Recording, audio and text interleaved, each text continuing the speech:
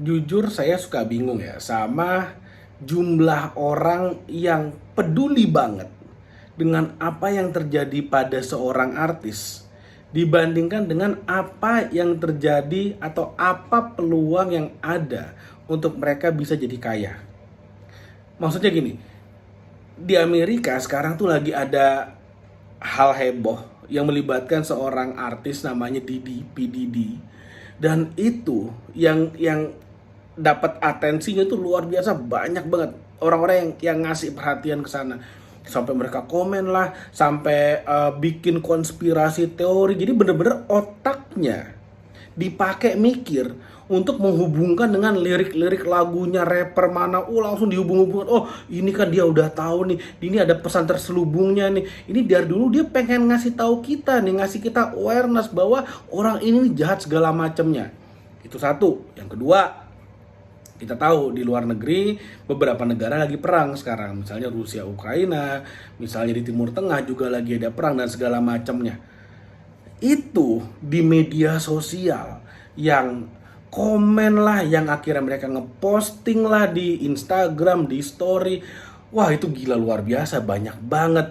Sampai ada yang bela sebuah negara, solid untuk satu negara tertentu, yang menurut saya buset, gila luar biasa.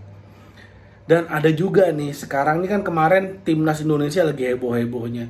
Itu orang-orang tuh bener-bener kayak wah gila. Kayak seolah-olah kalau timnas ada yang nyentil, ada yang nyenggol, wah harga dirinya tuh diinjak-injak banget. Langsung serang segala macam. Dan jujur ya, itu adalah contoh hal yang sebenarnya sangat gak berguna. Gak berguna banget. Abis ini mungkin saya punya hater, abis ini mungkin ada yang nyerang saya, nggak peduli. Yang penting apa yang saya omongin adalah kebenaran. Yang penting apa yang saya omongin, apa yang saya share di sini, itu adalah untuk bantu siapapun yang mau nonton dan mau meresapi apa yang saya omongin jadi lebih hebat, supaya kamu naik level, supaya nggak jadi korban para elit di atas sana, supaya kamu malah dijadiin buzzer gratisannya. Maksudnya gini, media sosial itu ada dua sisi nih di media sosial. Bayangin sebuah koin punya dua sisi ya, dua sisi mata uang yang sama. Ini sama-sama media sosial tapi punya dua sisi.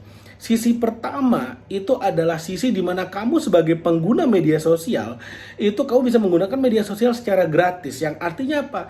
Di dunia ini nggak ada yang namanya free lunch, tidak ada yang namanya makan siang gratis. Ketika kamu menggunakan sesuatu dengan gratis, artinya kamulah barangnya, kamulah produknya.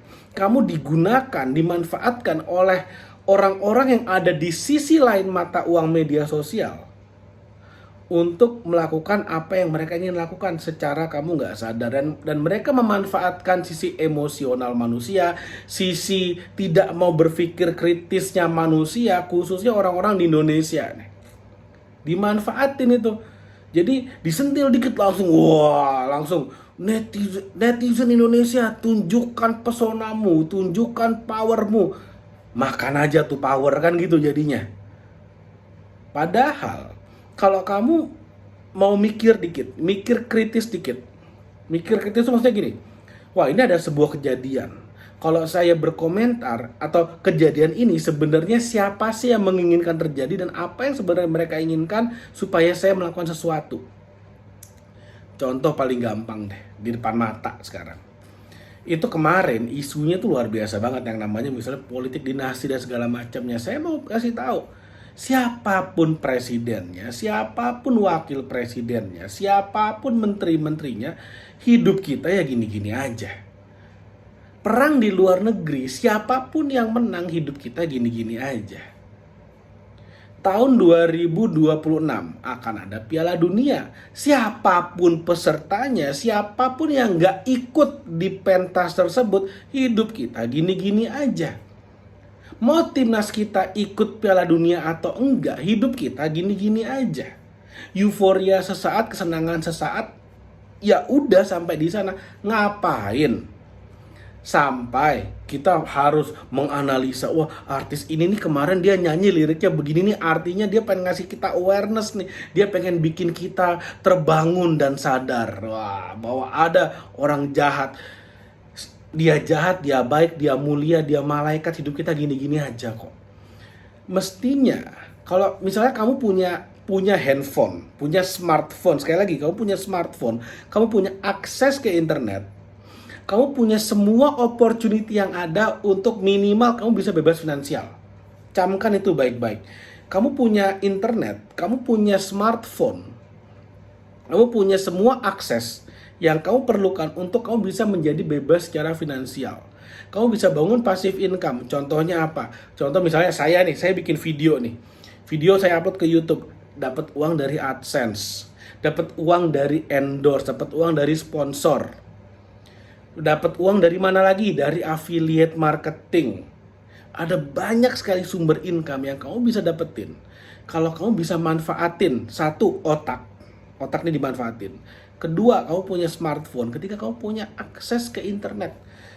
Dan itu adalah sisi lain media sosial di mana sama-sama gratis, di mana sama-sama nggak usah keluar duit, nggak perlu modal uang, tapi yang diperlukan adalah otak yang berpikir. Ketika kamu punya otak nggak dipakai buat mikir, artinya akhirnya apa ya? Udah kamu kayak domba, kayak sapi, udah digiring kemana aja mau aja, digiring kemana-mana pun ya udah ikut aja. Toh otaknya nggak dipakai, nggak bisa mikir kok. Karena kalau otaknya dipakai buat mikir, sosial media itu adalah sebuah tool yang sangat powerful, sebuah alat yang sangat powerful untuk kamu bisa menghasilkan income, kamu bisa freedom secara finansial. Kalau kamu udah financial freedom, kamu udah bebas secara finansial, mau pergi kemanapun bisa, mau beli apapun bisa, mau bantu orang kapanpun bisa, mau bangun rumah ibadah dimanapun, berapapun, semewah apapun bisa.